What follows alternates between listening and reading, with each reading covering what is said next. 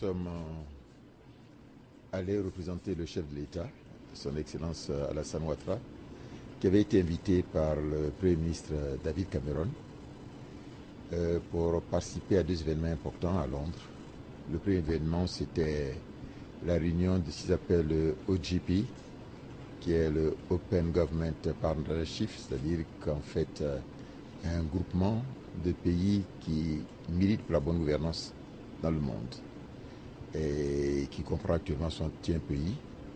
Et le deuxième événement important, c'était le pré-forum organisé au titre donc des hommes d'affaires du Royaume-Uni et qui devait préparer donc la présence de ces hommes d'affaires ici à Abidjan au forum qui va avoir lieu donc du 29 janvier au 1er février 2014. Nous avons évoqué avec les autorités britanniques un certain nombre de questions.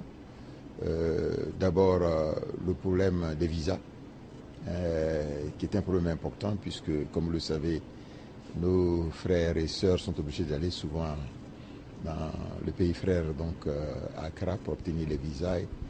Et avec l'arrivée de la Banque africaine de développement, ça peut créer des problèmes de lenteur. Donc nous avons souhaité que cette question puisse être accélérée en ce qui concerne sa solution. On a évoqué le problème, donc, disons que la CDC, justement là-bas, les investissements qui doivent être démultipliés en Côte d'Ivoire. Là, la réponse a été très positive. En ce sens que la Côte d'Ivoire figure sur la liste de 5 pays africains sur lesquels le Royaume-Uni veut concentrer ses actions donc, en Afrique. Et la CDC va être un bras séculier. Ils sont déjà intervenus au niveau donc, de la centrale d'Azito.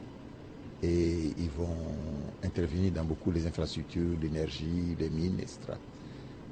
Ça aussi, nous avons évoqué avec eux, bien sûr. Nous avons évoqué l'éternel problème de retour possible de la British Airways en Côte d'Ivoire. Au niveau du pré-forum, il y a eu près de 600 hommes d'affaires de tous les secteurs et qui ont participé aux différents panels qu'on a organisés, que ce soit donc au niveau donc, des mines, disons que de l'agro-industrie, que ce soit au niveau donc de l'énergie et du pétrole.